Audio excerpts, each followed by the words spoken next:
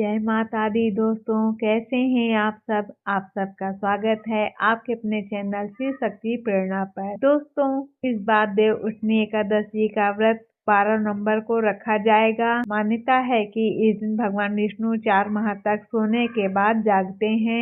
इन 4 महीनों में भगवान विष्णु के सोने या कहें देव शयन के कारण सभी प्रकार के मांगलिक कार्य वर्जित होते हैं। कार्तिक माह के शुक्ल पक्ष में पड़ने वाली दूसरी एकादशी को देव उठनी एकादशी कहा जाता है। इस बार देव उठनी एकादशी का व्रत 12 नवंबर को रखा जाएगा। यह एकादशी बेहद महत्वपूर्ण है। मान्यता है कि इस दिन भगवान विष्णु 4 माह तक सोने के बाद जागते हैं। इन 4 महीनों में भगवान विष्णु के सोने या कहें देव शयन के कारण सभी प्रकार के मांगलिक कार्य वर्जित होते हैं। भगवान विष्णु के पुनः जागने के बाद ही सभी मांगलिक कार्य संपन्न हो पाते हैं। देव जागरण या देव उत्थान होने के कारण को देवोत्थान एकादशी भी कहते हैं।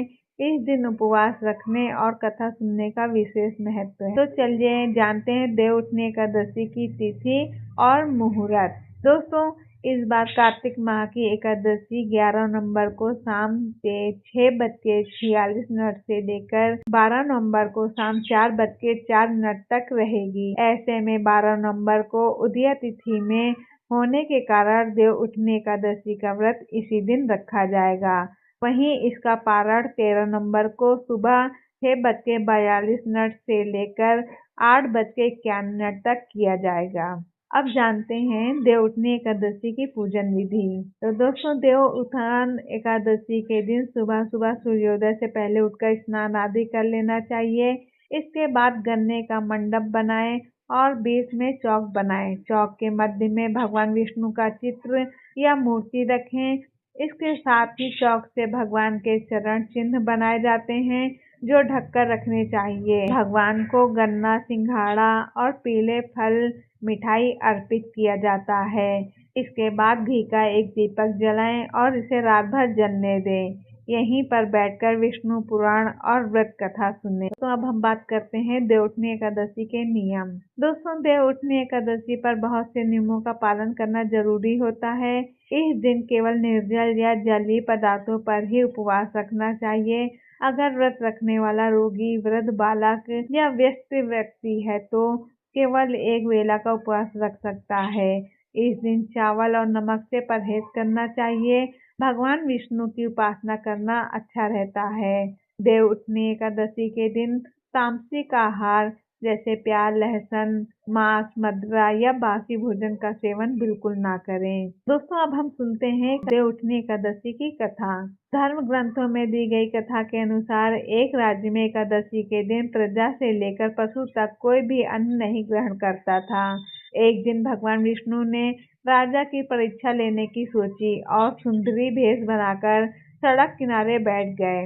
राजा की भेंट जब सुंदरी से हुई तो उन्होंने उसके यहाँ बैठने का कारण पूछा। स्त्री ने बताया कि वह बेसहारा है। राजा उसके रूप पर मोहित हो गए और बोले कि तुम रानी बनकर मेरे साथ महल चलो। सुंदर स्त्री के राजा के सामने शर्त रखी कि ये प्रस्ताव तभी स्वीकार करेगी जब उसे पूरे राज्य का अधिकार दिया जाएगा और वह जो बनाए राजा को खाना होगा।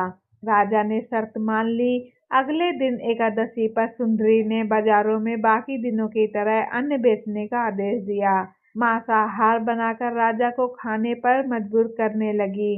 राजा ने कहा कि आज एकादशी के व्रत में तो मैं सिर्फ फलाहार ग्रहण करता हूँ। रानी ने शर्त याद दिलाते हुए राजा को कहा कि अगर यह तामसिक भोजन नहीं खाया तो मैं बड़े राजकुमार का सिर धड़ से अलग कर दूंगी। राजा ने अपनी स्थिति बड़ी रानी को बताई। बड़ी महारानी ने राजा से धर्म का पालन करने की बात कही और अपने बेटे का सिर काट देने को मंजूर हो गई।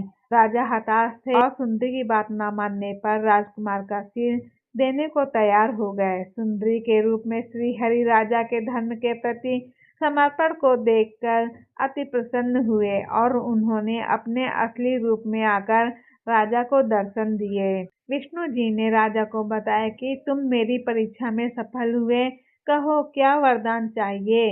राजा ने इस जीवन के लिए प्रभु का धन्यवाद किया, कहा कि अब मेरा उद्धार कीजिए। राजा की प्रार्थना श्री हरि ने स्वीकार की और वह मृत्यु के बाद बैकुंठ लोक को चला गया। तो दोस्तों आज की कथा हम यहाँ पर समाप्त करते हैं। आपको इससे काफी सहायता मिली होगी। आपको यह वीडियो कैसा लगा कमेंट करके बताएं। और आपने अभी तक मेरे चैनल को सब्सक्राइब नहीं करा तो प्लीज मेरे चैनल को सब्सक्राइब करें और अपने दोस्तों के साथ शेयर करें। अब मिलते हैं अपने नए वीडियो में, तब तक के लिए जय माता दी।